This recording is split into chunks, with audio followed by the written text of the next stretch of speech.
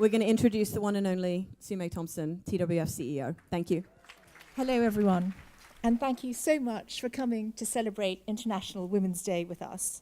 It is great to see so many old faces in the audience, and I mean that in the nicest possible way.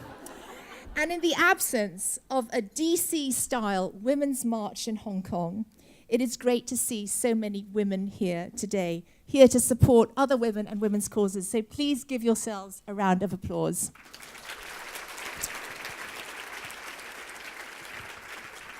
Now, I know you want me to talk about Donald Trump. So let's just get right down to it. It would be easy after the US election and what emerged about President Trump's behavior and attitude towards women to paint men as the enemy and as the problem. Happily, our experience at TWF has been much more positive. We know many men are genuine about championing gender equality, who are willing to advocate for women to have equal access to education and opportunities, and to mentor and coach women to accomplish their ambitions. And we actually have one table here today, headed by Anthony Davis, Barclays Chief Executive for Hong Kong, which is entirely made up of men. Stand up, guys! Stand up, stand up, stand up, stand up. Stand up, stand up, stand up, come on. Wow. So that is brave and wonderful. Okay. And thank you also to all the other men dotted across tables in the room. So, for those of you who don't already know us, TWF is an NGO dedicated to the advancement of women. We aspire to conduct groundbreaking research, we aspire to run innovative and impactful programs, and we engage in education and advocacy in the pursuit of three main goals. First, challenging gender stereotypes. Secondly, promoting women's leadership. And thirdly, empowering women in poverty to achieve a better quality of life for themselves and their families. We have helped hundreds of low-income women to be more financially literate and employable. We've touched the lives of over 10,000 teen girls and boys, parents and teachers through our life skills and gender awareness programs, and the more than 800 student, teacher, parent workshops that we organize every year to ensure that girls are leaving school equipped with the ability to set goals and plan for a longer-term future, and with a positive mindset that allows them to embrace their strengths and be undeterred by challenges. Last year, we completed a successful pilot of our new Girls Go Tech program, teaching girls, as you heard, from underserved schools to code. And I'm delighted that the reach of this program has gone from 3 schools last year to 9 schools this year, thanks to the support of many corporates and individuals here today, including Accenture, MTR, Goldman Sachs, Google, and Telstra. Woohoo. With your support today, we would like to continue to expand this program, and you will be hearing more about this shortly. Now, in terms of our work to develop the female talent pipeline, we have placed nearly 1,000 professional women in mentoring relationships. Welcome to all our current and past mentors and protégés. We're developing best practice guides for corporates on topics like effective unconscious bias strategies and gender-inclusive mobility programs. I also wanted to call out our network of chief executive women in financial services. This is an idea initiated by Mikey Steinerbach of CBA, and she's working alongside Margaret Kwan of Hang Seng Bank, Margaret Chu of Aviva, Caroline Ada of Visa, and others. We're working on a survey of women in financial services here, along the lines of the recent government-sponsored review in the UK, which led to the UK Treasury suggesting that banks need to have targets for female representation, that someone on the exec committee needs to be accountable for achieving those targets, and the comp of the senior team should be tied to those efforts. And that is pretty hard-hitting stuff. Now, I called out Anthony Davis earlier. He's actually one of our fantastic cohort of TWF male allies, along with other leaders here today like David Thomas of Manulife and Jeff Wilson of KPMG. Now, here is why more and more of our work is now about engaging men. First, as I said, events leading up to the US election showed locker room talk and guys joking about girls' body parts is still a reality in too many old boys clubs and offices. And secondly, as our IWD speaker last year, Jackson Katz, and the architect of the active bystander approach underscored, men calling out men on this kind of thing can be more effective than women trying to do the same. Now, we know that everyday sexism continues to blight the lives of women in Hong Kong. This is even encouraged by the Cantonese language, which, as all of you Gwailos know, can be pretty graphic and crude.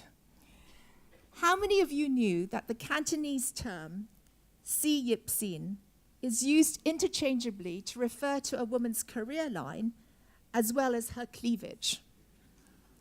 Now, on the one hand, you could giggle and say it's a harmless joke. On the other hand, you might think it's indicative of more serious issues about how women are perceived and how women perceive themselves.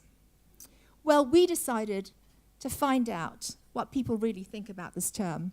And working with J.W. Thompson and Edelman, last week, Edelman Intelligence and YouGov conducted a poll involving over 1,000 local residents between the ages of 22 and 45. And this poll revealed that 60% of guys think that CYPSIN is neutral, it's harmless. Some even said it was positive, while most women considered it derogatory. Going further, over 60% of women felt that women are discriminated against in the workforce because of their looks. And 60% of men said they felt that sex appeal helps women advance in their careers. Women felt more strongly than men that women using sex appeal to their advantage at work is inappropriate, offensive to women, unfair, and uncomfortable for colleagues. In fact, 42% of women said that women who use sex appeal to their advantage at work are justifiably called sluts. But at the same time, 20% of women felt that this actually gives power and confidence to women. So I think this shows that this is actually a pretty complex area in terms of, at times, conflicting feminist theory. Interestingly, there was a real difference between men and women's perception of how prevalent objectification is in the workplace in Hong Kong, with more men than women saying that women are routinely the subject of comments about their appearance, including inappropriate comments about body parts. More men than women think women are judged on the basis of their looks instead of objective criteria. More men have heard the term "siyip-sin" used in a professional conversation. And more men believe that women are being encouraged to flirt with male clients and potential clients. So that's quite a worrying headline, because I guess they are the ones who should know that guys have an even stronger sense than women that women are being objectified and discriminated against at work. So now we have the research. Well, what are we doing about it? As many of you know, last year, we released a documentary called She Objects, which, incidentally and happily, received a fair bit of critical acclaim. It was screened as part of the official selection at the recent Sundance Festival in Hong Kong. I'm not sure how we got overlooked in the Oscars. As you know, there were a few flub-ups, and I am convinced there is an envelope out there somewhere with our name on it. But there's no one here from PwC to tell us that that's true.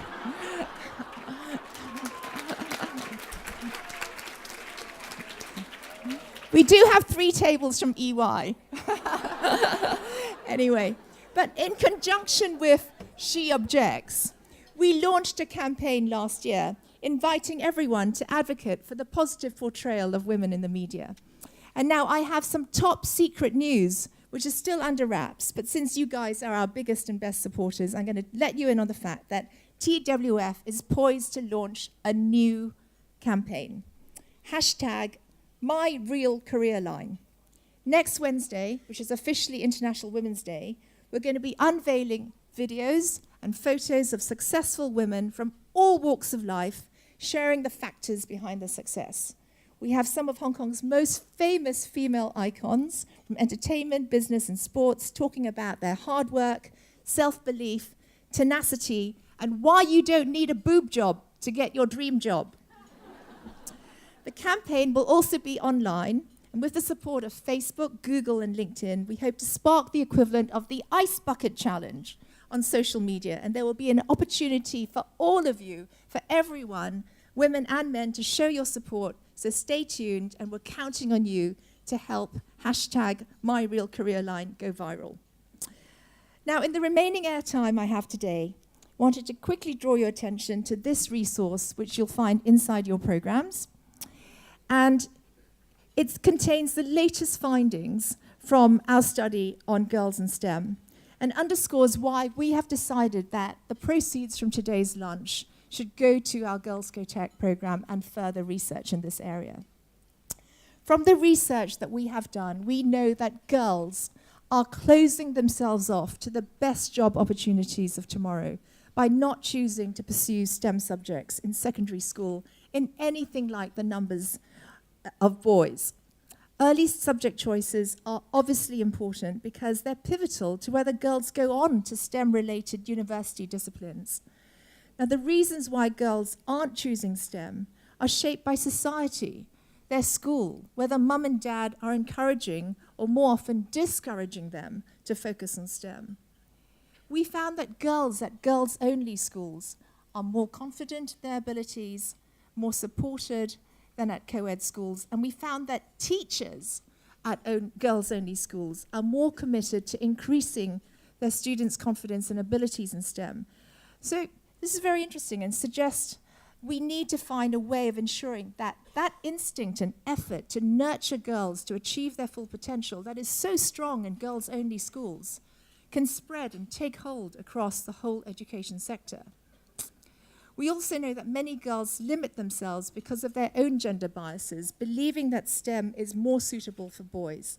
And this is reinforced by media, popular culture, which the remake of Ghostbusters and films like Hidden Figures notwithstanding, media continues to promote stereotypes about STEM being a male domain. So for what we can all do to change the status quo, please look at the handout and our full report, which is available on the website.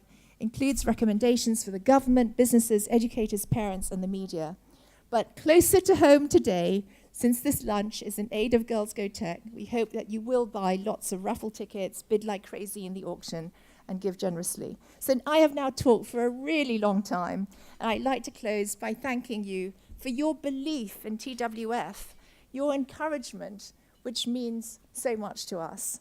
And in turn, please know that we believe in and wholeheartedly encourage all of you to continue to do what you do as committed role models, parents, managers, colleagues, volunteers, and donors to ensure brighter prospects for our women and girls. So thank you for coming, thank you for listening, and enjoy the lunch.